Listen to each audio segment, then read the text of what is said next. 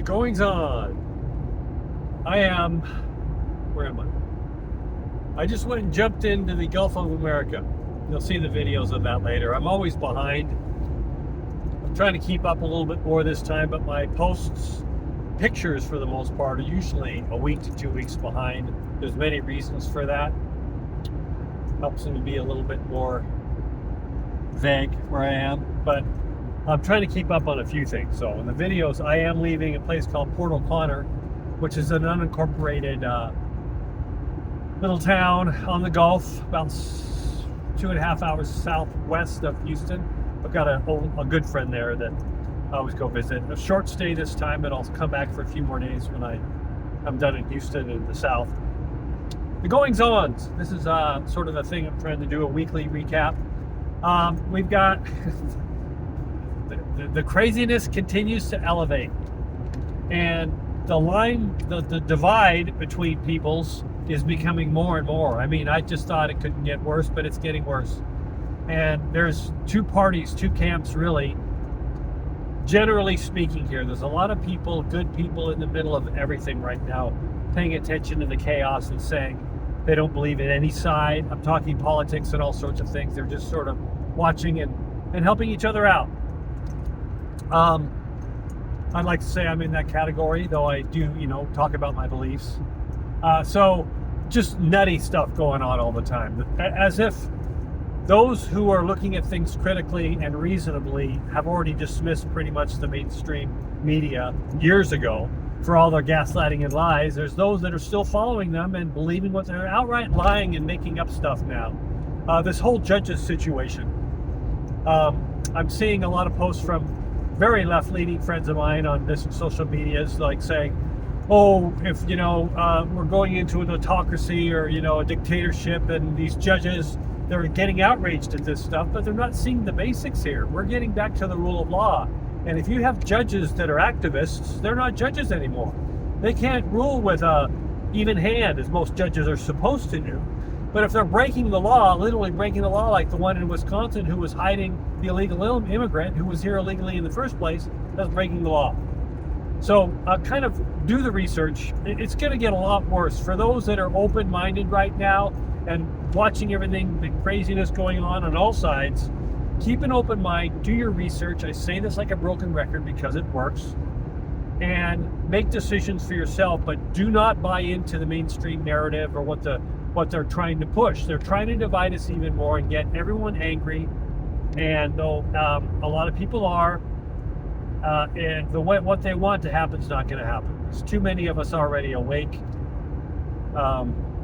So that's going on, and Trump continues to push forward with all his things. People call nutty, they're calling them Nazis, but we have to break down the system in order to rebuild again. It can't continue like it has been for decades. That's just the way it is. It can't. So a lot of difficulty happens when you're breaking down an entrenched system. And I've talked about this. So let's go on a little wider scale of the news in the world. The WEF, some people still don't know what that is. That's a World Economic Forum. Many people believe, myself included, that these people have been trying to run the world. It doesn't matter what politician we have, say in the United States here, Republican. This is going into some really good conspiracy theory stuff, but the way a lot of us look at this, it didn't matter in the past whether they were Republican or Democrat, whether it was Clinton, the Bushes, Obamas, they all answered to the same puppet master, okay? And that's the corporations, bankers, and other people that are in the background. Well, the World Economic Forum was part of that.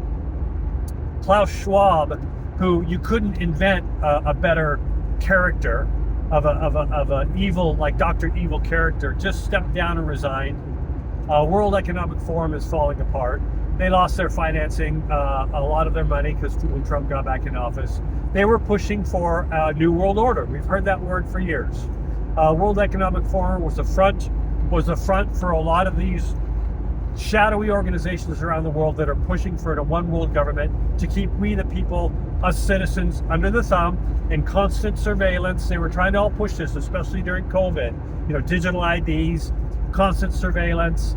They said it in their videos too, the World Economic Forum, you'll own nothing and you'll be happy. They were really pushing that. Look no further than like the UK, Ireland, Germany, to see that they went a lot further in implementing their systems with surveillance everywhere, keeping people locked down, getting arrested for saying the wrong word. This is 1984 in Brave New World, living, coming to life.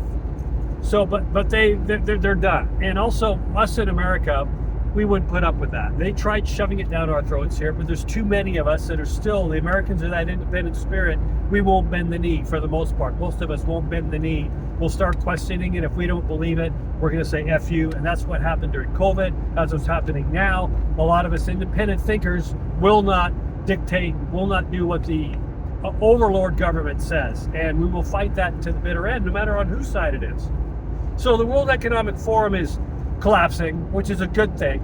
And as we start to gain our independence here in the United States, where the US goes, the rest of the world goes. So there's still hope for like the UK, Ireland.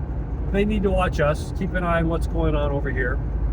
This is a general thing I'm giving to you right now. This goes very, very deep over decades of stuff. The Pope died, that's something else I won't go into right now. But all of this is just the bigger picture is systemic collapse of an old world order that is no longer useful, or no longer, they can't push their agendas. That's happening. And then completely off the thought here, in different change of subject, I've been driving through many states, and I'm back on the road again, and the roads are just crap. It didn't matter, and I know this is a state thing, New Mexico, horrible, Houston, but it reminded me of something that happened during COVID where they passed $1 trillion. The number is escaping me.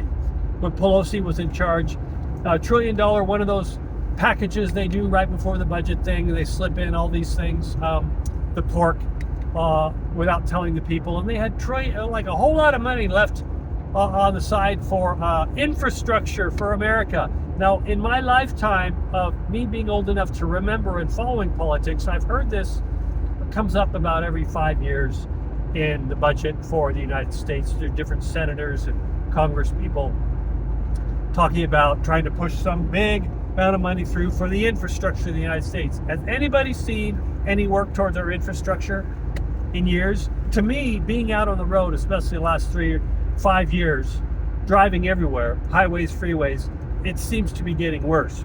Bridges are falling apart, the roads are bad. I know the roads also have to do with the states, but there doesn't seem to be any money going anywhere. And it goes back to what I've said before, that many of us are just sick and tired of our politicians promising things over and over, kicking the can down the road, politicians from all sides, and not doing a thing about it. We're always left last, the people, our infrastructures, our taxes, we're always left last. We're done. That's all changing. So keep eyes wide open. Try to stay grounded. We are in the midst of chaos, and it's going to get worse and worse and worse. So be prepared, buckle up, and head on a swivel. Talk to you soon. Bye.